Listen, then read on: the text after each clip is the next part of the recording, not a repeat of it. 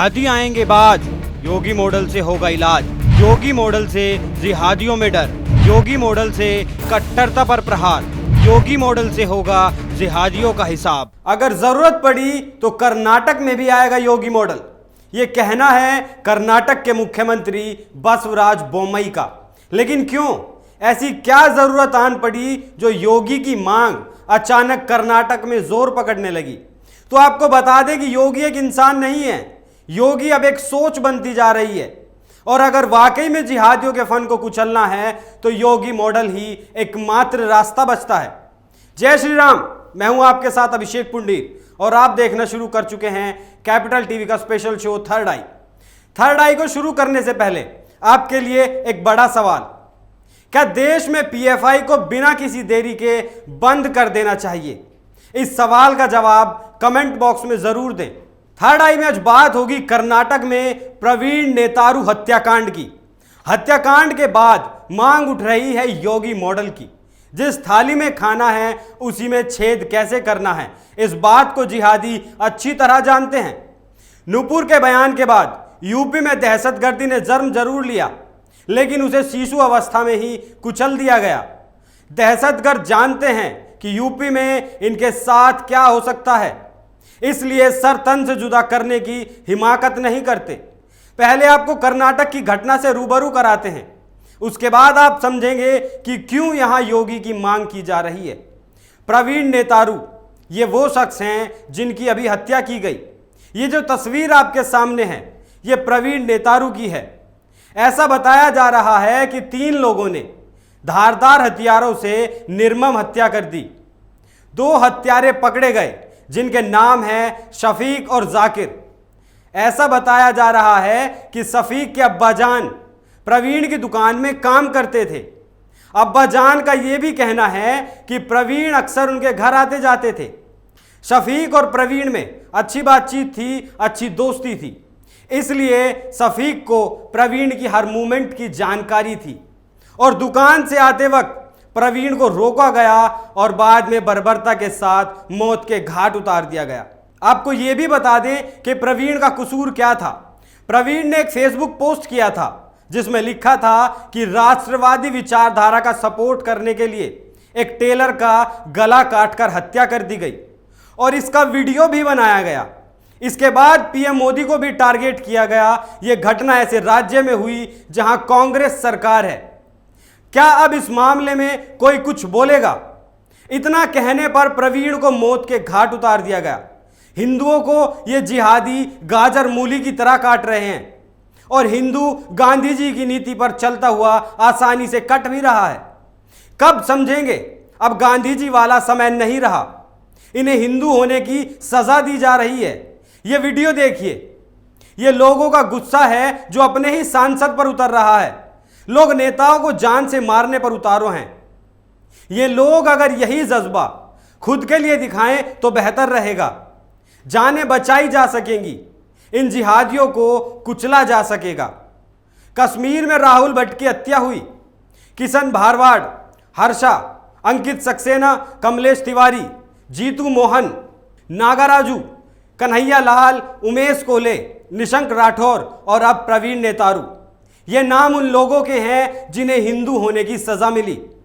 इस लिस्ट में अभी फुल स्टॉप नहीं लगा है, ये अभी जारी है। पता नहीं अगला नाम किसका होगा। अगर सच बोलने की इतनी बड़ी सजा दी जा रही है तो अगर झूठ बोला होता फिर तो हिंदुओं का भगवान ही मालिक था। एक बात और सोचने वाली है, हत्याएं हो रही हैं और जिहादी पकड़े भी जा रहे हैं। इनमें एक बात कॉमन है, सबके तार पीएफआई और एसडीपीआई से जुड़ रहे हैं, लेकिन फिर भी इसे बैन नहीं किया जा रहा। क्यों नहीं किया जा रहा, यह सवाल सरकार से कोई नहीं पूछता। इन्हें पीएफआई से फंडिंग मिल रही है, सरतन से जुदा करने की ट्रेनिंग दी जा रही है। बावजूद इसके इनके खिलाफ कोई एक्शन नहीं हो रहा। कब तक मासूमों को मरने देंगे? कब तक परिवार उजड़ते रहेंगे? कोई तो इस सवाल का जवाब देने के लिए सामने आए। कोई नहीं आएगा, क्योंकि इनका एक ही इलाज है, योगी बाबा और उनका बुलडोजर। आज 5 स्टेप में आपको समझाते हैं कैसे योगी ने इन पर लगाम लगाई और बाकी राज्यों में क्यों योगी मॉडल के लिए होड़ मची है। पहला है गिरफ्तारी। जो दंगाई मौके से पकड़े गए वो तो जेल गए, इसके बाद आसपास लगी तीसरी आंखों की मदद ली गई। जितने भी चेहरे तीसरी आंख ने अपनी कैद में लिए सबको पकड़ा गया।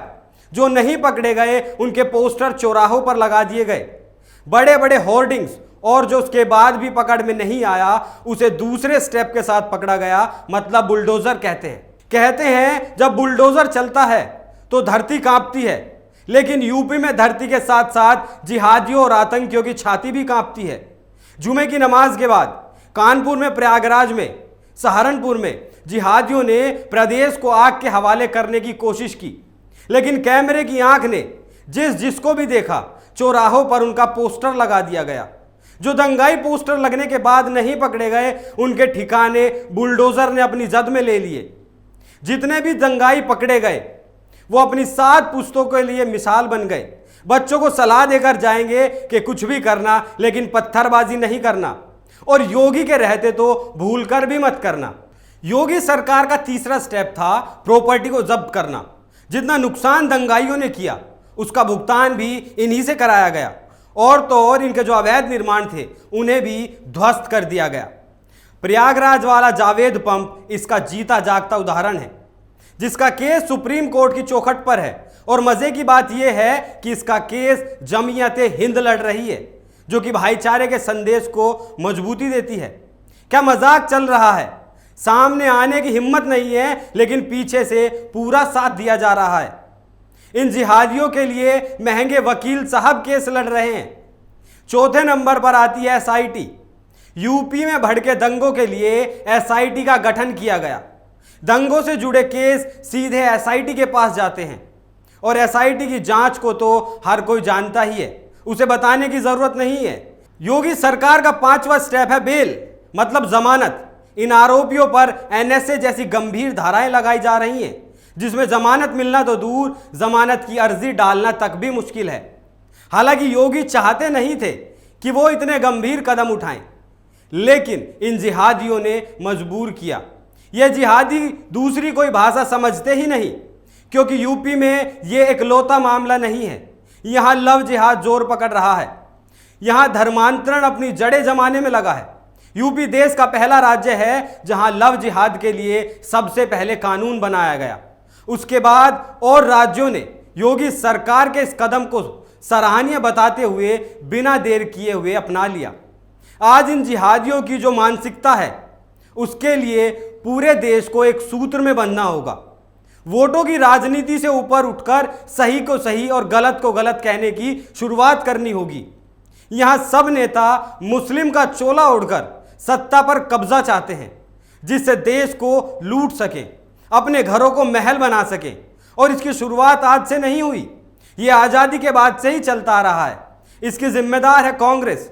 जवाहरलाल नेहरू के बाद इंदिरा गांधी, और इंदिरा गांधी से लेकर अब तक सब मुस्लिमों के रहनुमा बनने की नाकाम कोशिशों में लगे हैं। इन लोगों को लगा कि ये सब इनके वोटों का इस्तेमाल कर इन पर हुक्म चला रहे थे, लेकिन वो लोग जो ये सोचते हैं गलत हैं, बल्कि इस्तेमाल उन नेताओं का हो रहा था जो खुद को मजबूत कर रहे थे, लड़ने की ताकत जुटा रहे थे। यही वक्त है जागने का।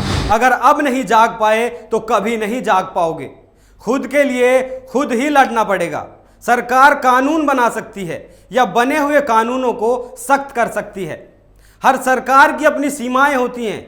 सरकार को भी संविधान के अधीन काम करना पड़ता है।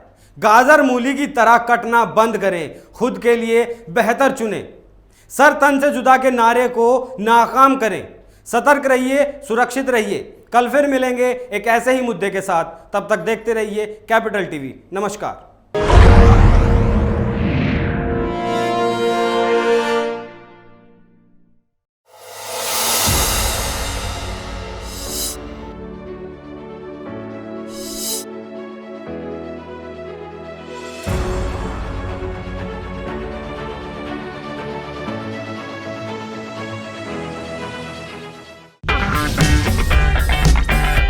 अगर आपको हमारा वीडियो पसंद आया हो तो इसे लाइक करें, हमारे चैनल को सब्सक्राइब करें और हाँ, बेल आइकन दबाना ना भूलें ताकि आप तक हमारे वीडियो की नोटिफिकेशन पहुंचती रहे।